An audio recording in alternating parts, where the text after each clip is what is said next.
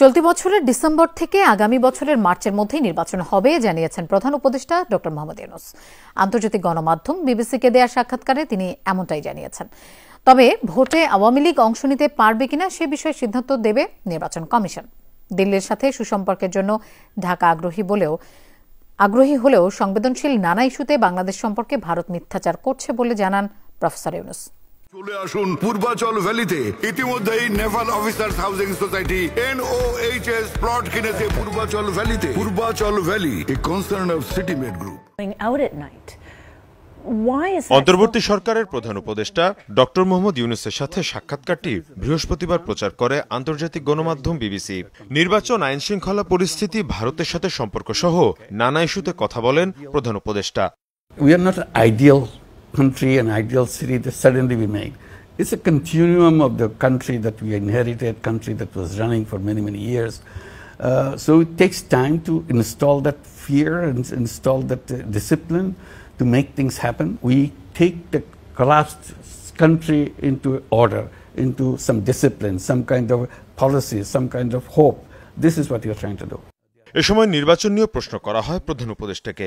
ড মোহাম্মদ ইউনূস স্পষ্টভাবে জানিয়ে দেন, ডিসেম্বরকে কেন্দ্র করে নির্বাচন হবে।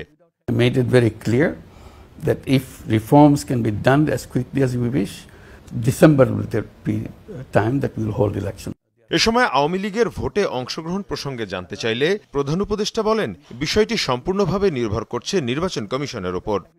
They have to decide whether they want to do it. I cannot decide for them. Will you allow them to participate? Who am I to allow them? You're the head of this country. Election Commission will do that. Election Commission decide who participates in election, who doesn't. It's not the Prime Minister who decides.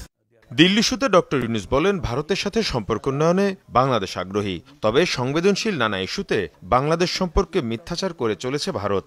Yunus is a terrorist who's taken over the country. Those kind of things happen every day.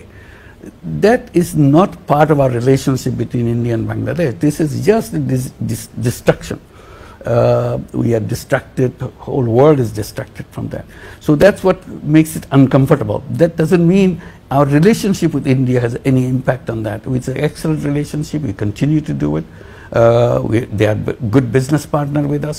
সাক্ষাৎকারে মার্কিন ত্রাণ সহায়তা বন্ধ, মূল্যস্ফীতির মতো বিভিন্ন ইস্যুতে কথা বলেন প্রধান উপদেষ্টা। With having Mir Mushfiq Hasan, Jamuna news.